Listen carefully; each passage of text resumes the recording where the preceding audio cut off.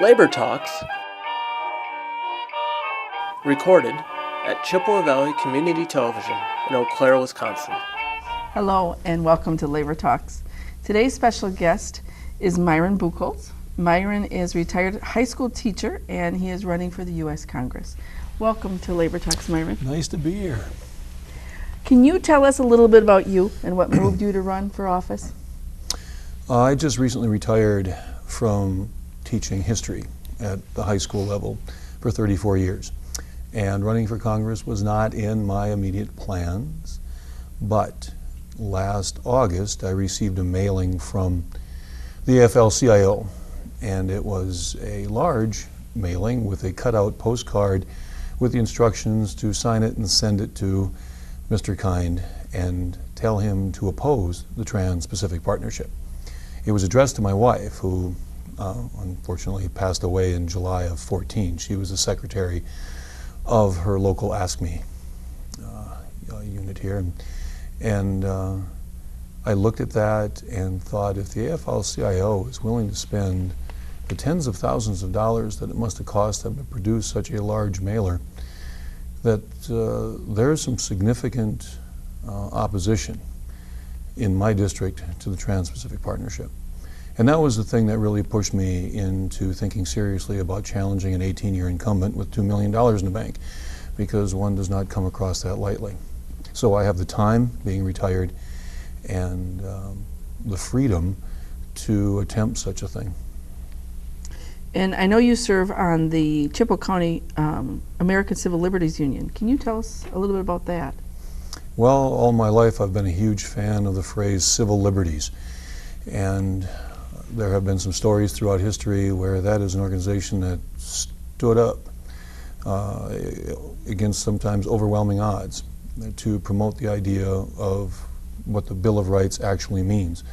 And when I was offered an opportunity to join the board and, well, run for election, I guess, I took it, and I think I've been on the board since 2006. It's a great group of people, and we keep our eye on issues of the community and the state issues, and have some great programs. Have one coming up on race, and I forget the exact date right now, but in April, at the end of beginning of May. You also serve on several other boards. Can you elaborate on some of those?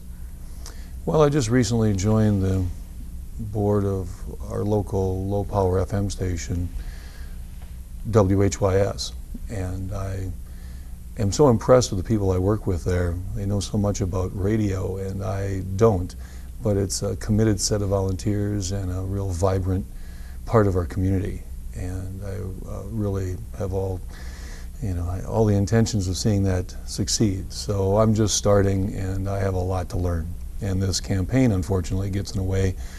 In fact, I missed a meeting last night because I attended the Citizen Action group that is just the newly founded group here, and I am on the steering committee for Citizen Action, and I already missed the first meeting for that organization. So it's an embarrassment of riches, but sometimes you have to pick and choose. I know that feeling. I miss their meetings too. I'm one of the members that pledged after Jeff came by. So excellent. And I'm hoping that we can see some really good things from that group. And may I ask if you're paid up? Yes, I am. Thank you very much. Yes, I am. And Habitat for Humanity, you also help with them, correct? A long time ago, quite a few years ago now, I served on the board, and I also think that is a tremendous opportunity. But life got in the way of that one, and I had to resign for a couple of different reasons. I thought that in my retirement that would be something that I'm definitely interested in getting back into. Now they're turning around and doing these mini houses or these little houses for, and I'm like, it's nice to have a house, but I'd want to have some elbow room. So now I live close to the Minnesota border, so I used to be in Ron Kynes area. I'm not anymore. And you see the difference between our two states, Wisconsin and Minnesota, the economy and everything. One is that Minnesota has the Democratic Farm Labor Party. So in Wisconsin, it's just the Democratic Party. Do you believe that the Democratic Party process needs revamping? My history takes me back to the great state of North Dakota.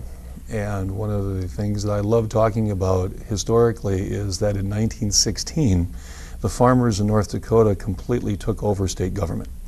They won every state office except one in 16, and they won every office in 18. Out of that came the state mill and elevator in Grand Forks, and the only state-owned mill and elevator, and the only state-owned bank in the United States, insulating North Dakota from the crash of 2008. Money stored in the state bank in Bismarck did not go to Goldman Sachs and Lehman Brothers and so on and so forth and get squandered. At the same time that movement is going on, we have the Farmer Labor Party, which eventually merges with the Democrats. And the nonpartisan league, what it was called in North Dakota, merged with the Democratic Party in the 1950s and has become basically just part of the Democratic Party. I'm excited to be at this stage in our history right now. One phrase that I hear often is, this is the most important election in our lifetimes, and I always chuckle at that, saying every election is the most important election of our lifetime because that's how our society functions. However, there is no doubt in my mind that this is the most exciting election in my lifetime.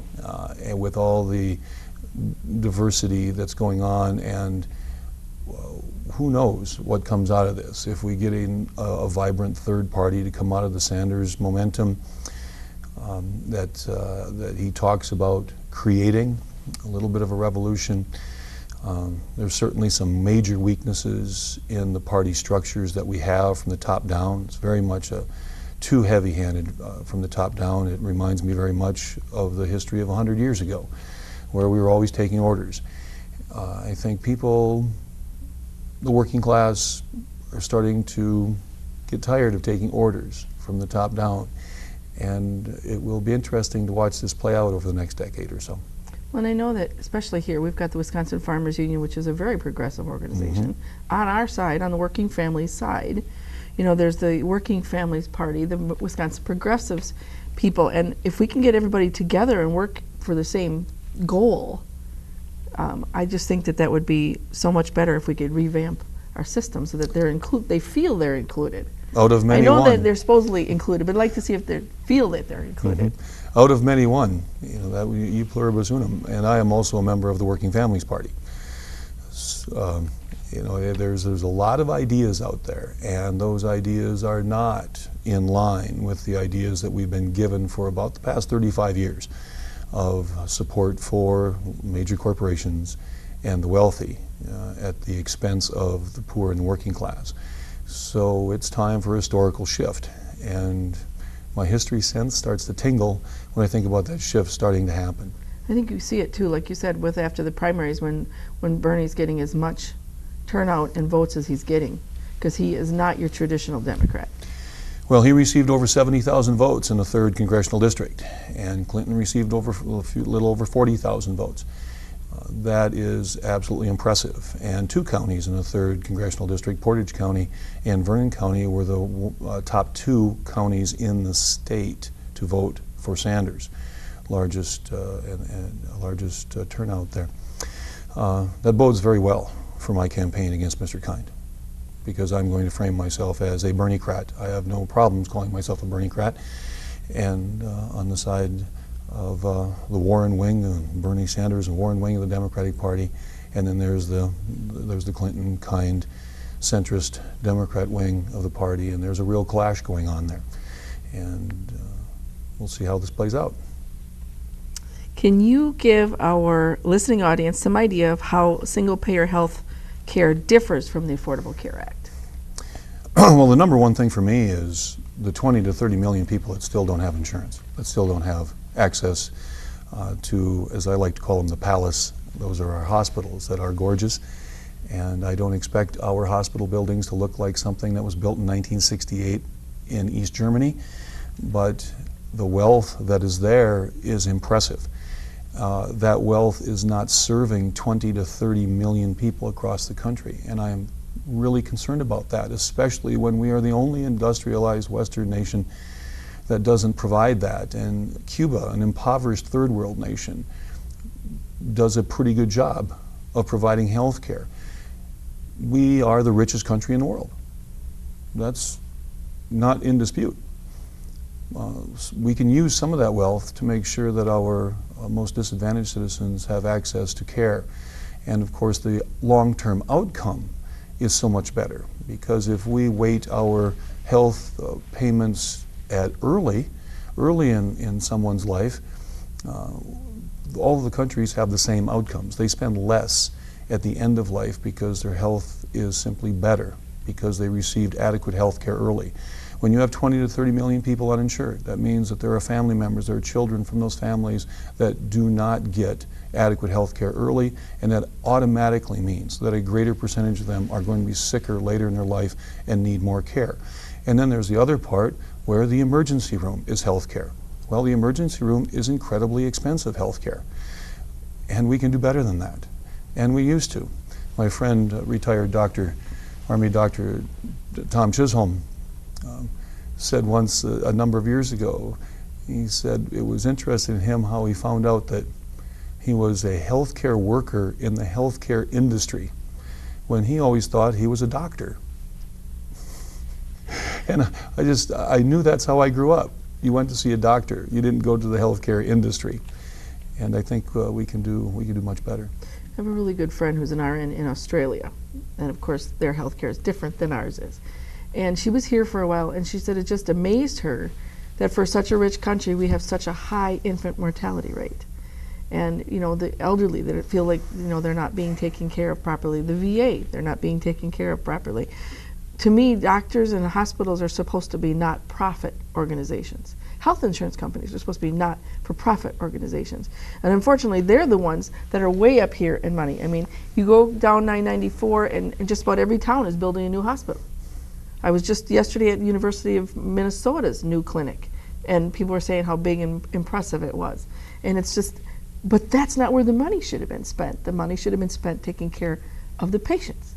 I'm a patient who has prior existing conditions.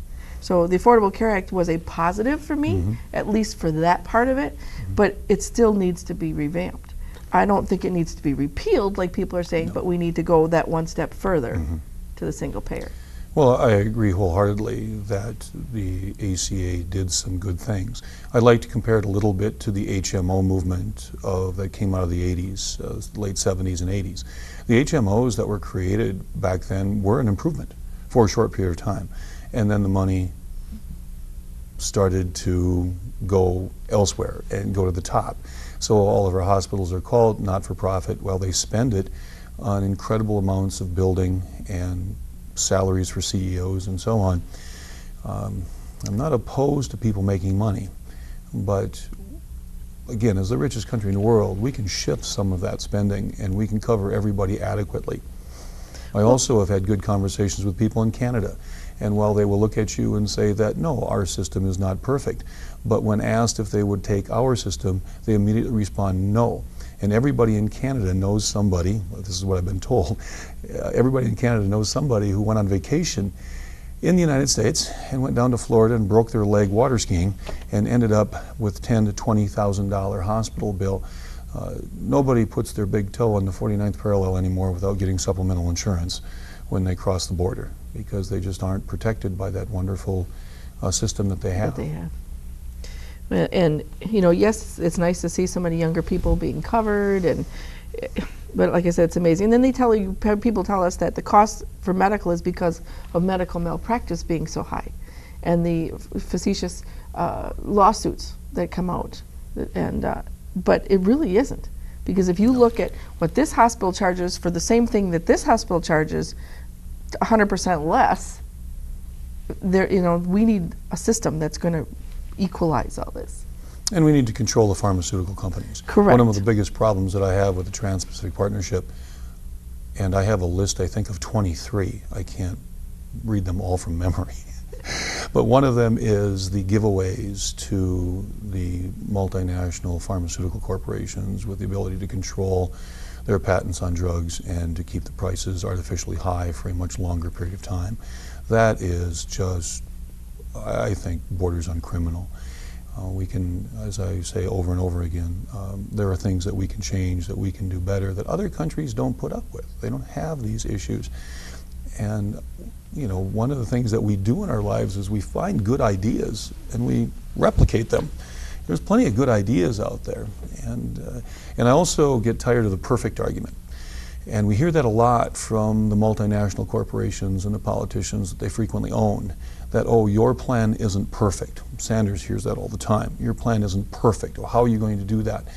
Well, I respond by looking at, let's take the economic crash of 2008. So your economic plan was perfect? Yes, it's perfect for you.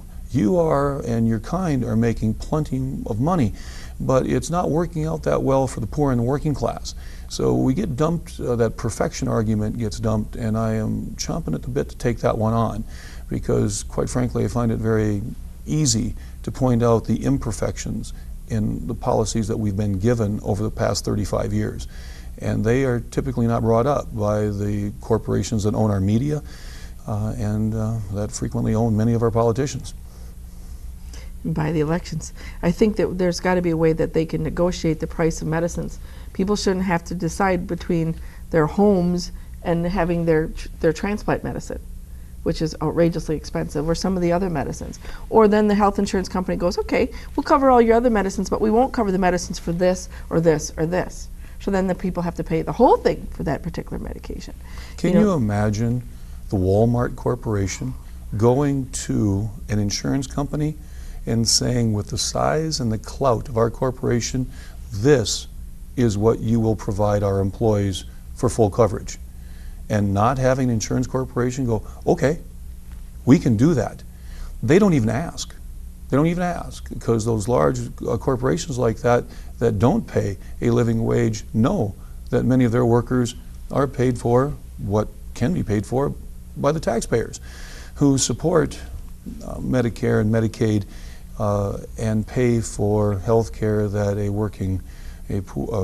working poor cannot afford. I get tired of hearing corporations talk about how they can negotiate the best deals, so we bring you the low prices. But when you bring up health care, it's like, oh no, we can't do that. Yes, you can.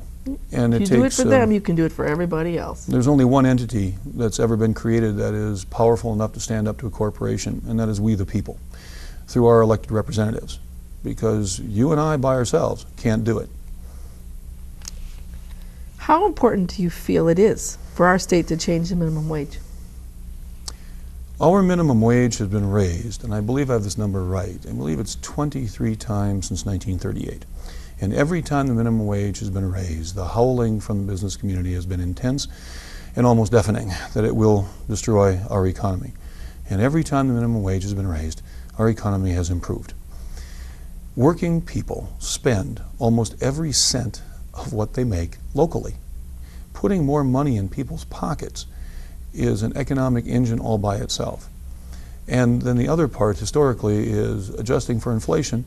The minimum wage from 1968, had it been tied to inflation, would be $15 today.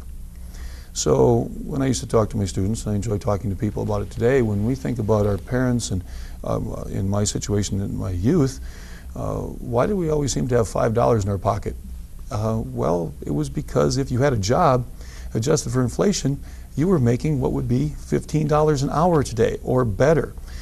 And to have that as an argument that we can't do it when, by all accounts, you have something like $2 to $3 trillion of American wealth stored in offshore bank accounts. That's not doing anything for us. And at some point, are we living in a cartoon with Scrooge McDuck in his money pit? I mean, at some point, can you just sit on your pile of gold and just feel good about yourself? Wouldn't that money be better in circulation? And we have the Panama Papers, which I've understand is small potatoes. If anybody in Credit Suisse decides to do what somebody in that firm in Panama did, then you would really find the money. And now I hear that offshore banking includes Manhattan Island. Well, I guess it's an island, so it qualifies as offshore. But there is so much money out there, and the unwillingness of our leaders to stand up and say we need to bring some of that back home.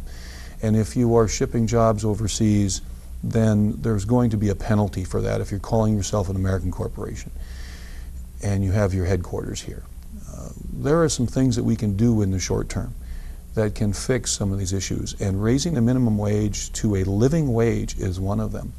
And I'm happy to say that I am part of 15 Now Northwest Wisconsin, and we had a great turnout for our local county elections, and we feel very confident that we are going to get a clause in our county government that ties wages for contractors working for the county to inflation, so that the wage will go up and increase as it goes, because some of the people that take care of our most vulnerable citizens have a poverty wage, and many of those people, and I have a little bit of background in this because I have a son, he no longer lives here, but he had a number of disabilities, and who got care from personal care workers.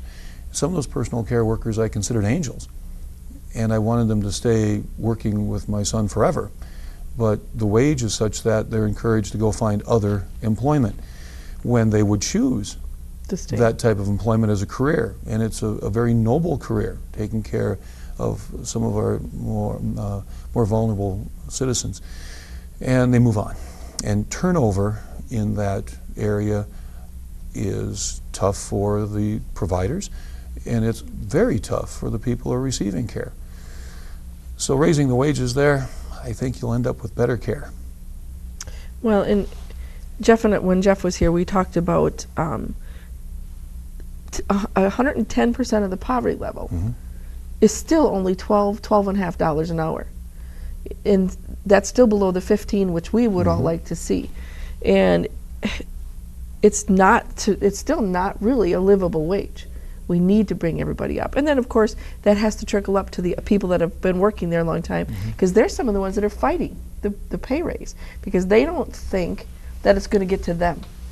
That I don't want that new person coming in making more money than I am. I've been here 25 years. We have to have some way to educate those people and to assure them that your wage will go up as well. And that is how the wealthy have always divided the working class. Jay Gould said, I can hire half of the working class to kill the other half, way back 100 years ago.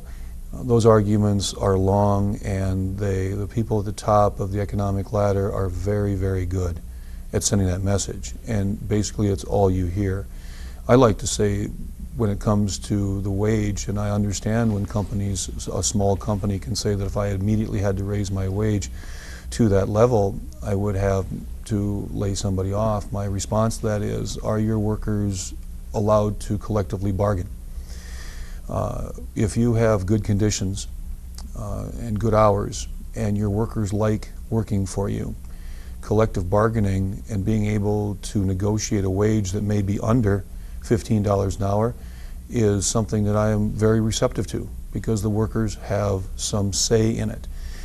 If you, like Walmart, are going to say no, and you're a mega corporation, it's an easy one. Boom, you will pay a living wage, because it's time to get your workers off the backs of the taxpayers and be a more productive member of society economically. But a small business, you know, we can build in some ways to adjust for that. We do that all the time. I hate to use the tax code as an example, because at tax time people hate talking about the tax code, but it is done with the idea that there are adjustments based on how much you make and, you know, what your situation is. We can do the same thing with a living wage, and just getting it on the right track and boosting it to over $12 an hour is going to have a huge impact in the lives of our working families, especially those who contract with the county. We've got to do something for them, because it's, like I said, this feeling that we're not being heard, and they're trying to push us further and further down, like it's back into that feudal organization. Well, very much so. Myron, why do you feel there's so much confusion between free trade and fair trade? Why do they keep pushing these trade agreements on us? Because the message is owned by the people who are becoming incredibly wealthy on the idea of free trade. I get browbeat. I have been browbeat as a member of the groups of people in town who have been pointing out that our wars are futile for a long time. I've been browbeat by the statement that freedom isn't free. Okay. Free trade isn't free either. It's paid for by the blood, sweat, and tears of the poor and the working class. And that is been proven over and over and over again. They make the argument that some people are doing better and that you will do better eventually. Well, history matters. And we have 35 years now, 30 years of history of watching this happen. And it's not working. So it is time to have a little shift in the conversation, to bring it back to the poor and the working class instead of what benefits the corporations. And of all of the arguments that I hear about the Trans-Pacific Partnership, is that the one that makes me laugh, because laughter is better than crying, is the one that we will be improving conditions in Vietnam.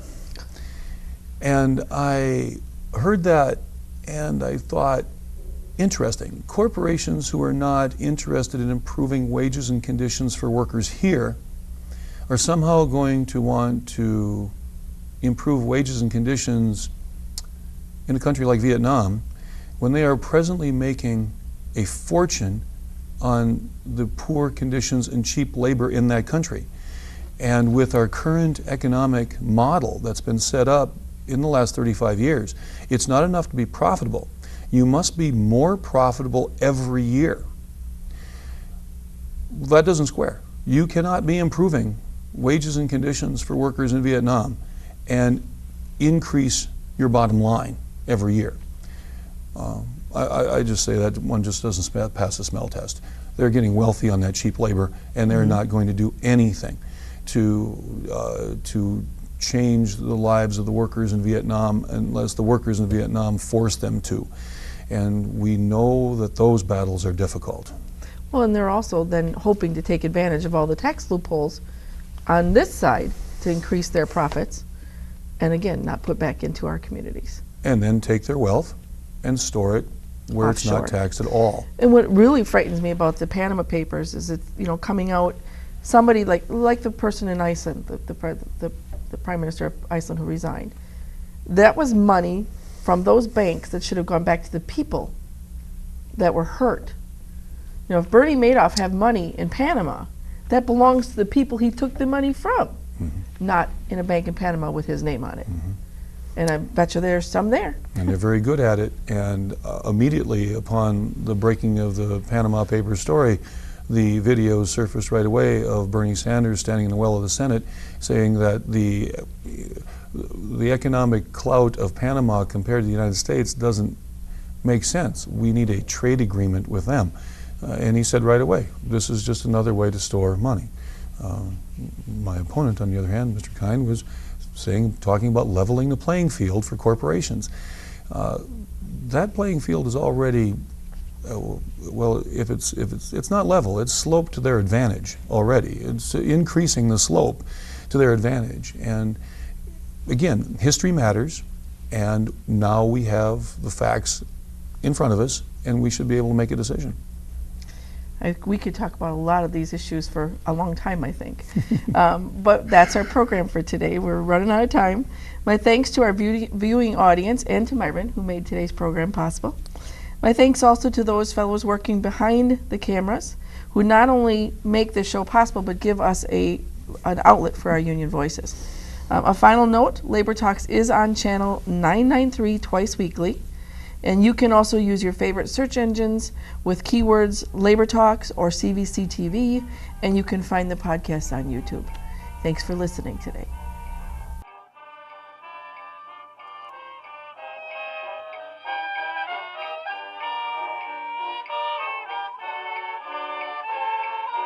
Chippewa Valley Community Television is made possible by continuing community support.